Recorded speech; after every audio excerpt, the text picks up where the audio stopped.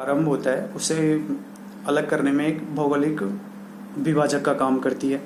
इसके अलावा जैसे ही यूरोपीय प्रायद्वीप से हम नीचे जाते हैं, कैस्पियन सागर आता है। कैस्पियन सागर भी एक विभाजक का काम करता है, भौगोलिक विभाजक का काम करता है।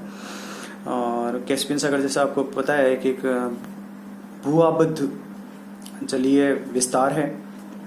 इसके अलावा हम बात करें नॉर्थ चैनल, एक प्रमुख भौगोलिक लोकेशन है यूरोप महाद्वीप की, जो कि अटलांटिक महासागर में आपके यूके की जो द्वीपीय प्रदेश हैं और यूरोप की जो मुख्य भूमि है उनके मध्य में अवस्थित है। नॉर्थ चैनल भी एक वेल नोन भौगोलिक लोकेशन है।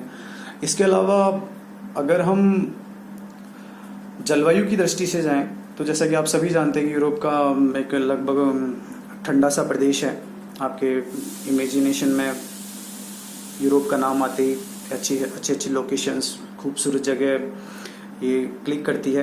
तो क्योंकि यूरोप पूर्णतः शीतोष्ण कटिबंध में अवस्थित है, जैसे कि आपको पता ही है कि उत्तरी गोलार्ध में आबद्ध महाद्वीप है और शीतोष्ण कटिबंधीय इसकी जलवायु है। शीतोष्ण कटिबंधीय जलवायु की आप विशेषताएं, जैसे कि आपने पहले की भौतिक भूगोल की कक्षाओं में पढ़ा होगा आपके फर्स्ट ईयर में, कि शीतोष्ण कटिबंध में तापमान आपका औसत रहता है लगभग 25-30 डिग्री सेल्सियस या इसी से नीचे। वर्तमान में जलवायु परिवर्तन की वजह से कुछ उतार चढ़ाव हो रहे हैं, परंतु शीतोष्ण जलवायु की विशेषताएं अधिकांशतः इसी तापमान के आसपास रहती हैं। वर्षा आपको वर्ष के अधिकांश समयों में होती हैं।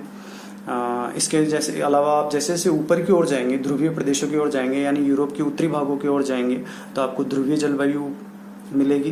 ध्रुवीय जलवायु में जैसे टैगा टुंड्रा जो वायोम है, टैगा टुंड्रा बायोम्स का मतलब आप समझते हैं, एक जैव अजैव की संगठन से जो जैव सांतत्य विकसित होता है, जो एक विविधता युक्त जैव विविधता विकसित होती है, उसे बायोम कहते हैं हम।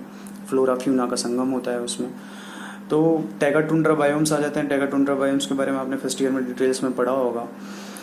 इसी तरह भूमध्य सागरीय जलवायु, ये भी एक ऑब्जेक्टिव क्वेश्चन है कि भूमध्य सागरीय जलवायु की अपनी विशेषताएं होती हैं। शीतकालीन वर्षा, तापमान का बहुत ज़्यादा एक्सटेंडेड ना होना, बहुत ज़्यादा विस्तार ना होना, खट्टे फलों की खेती होना और सागरीय भागों के आसपास स्थित होना। तो भूमध्य सागरीय जलवायु का नाम इसी क्षेत्र के नाम से पड़ा है। और भूमध्य सागरीय जलवायु के हालांकि भूमध्य सागरीय जलवायु का विस्तार आपके अफ्रीका के उत्तरी भागों में भी है, परंतु जो यूरोप का दक्षिणी तटीय भाग है वो भूमध्य सागरीय जलवायु से प्रभावित है। यहाँ पर भूमध्य सागरीय जलवायु पाई जाती है। तो इस तरह भूमध्य सागरीय जलवायु की बात हुई, शीतोष्ण कटिबंधीय जलवायु की बात हुई, आपके उत्तरी क्षेत्रों में ध्रुवीय जलवायु की बात हुई, जहाँ ठंड का स्तर और ज़्यादा बढ़ जाता है, तापमान काफ़ी निम्न स्तरों पर चला जाता है, वर्षा भी हिमपात के रूप में होती है और हमारी जो वनस्पति है या जीव जंतु हैं उनमें बहुत सीमितता आ जाती है। इसके अलावा ये हुई इसकी जलवायु की बात। मैंने आपसे अपवाह तंत्र की अगर हम बात करें, देखिए इस क्लास में हम यूरोप के बारे में एक परिचयात्मक अध्ययन करेंगे सीमित तौर पर। अपवाह तंत्र जैसा कि आप जानते हैं, जलीय प्रवाहों के द्वारा जो एक तंत्र विकसित किया जाता है एक पूरे क्षेत्र में, वहाँ की उच्चावच के साथ सामंजस्य बैठाते हुए उसे हम अपवाह तंत्र कहते हैं। और यूरोप के अपवाह तंत्र में की अगर हम बात करें तो जैसे कि मैंने आपको बताया कि इसके पूर्वी भागों में यूराल नदी जो कि उत्तर से दक्षिण की ओर आ रही है। इसके अतिरिक्त राइन नदी का नाम आपने सुना होगा, यूरोप की प्रमुख नदियों में से है। राइन के अलावा हमारी डैन्यूब है, नीपर है, नीस्टर है, हमारी फ्रांस की सीन नदी है, रोन रिवर है, हमारे जो इटली की और बहती है, ये इसकी प्रमुख नदियां हैं। तो इस अपवाह तंत्र के बारे में आपसे डिस्कस करेंगे।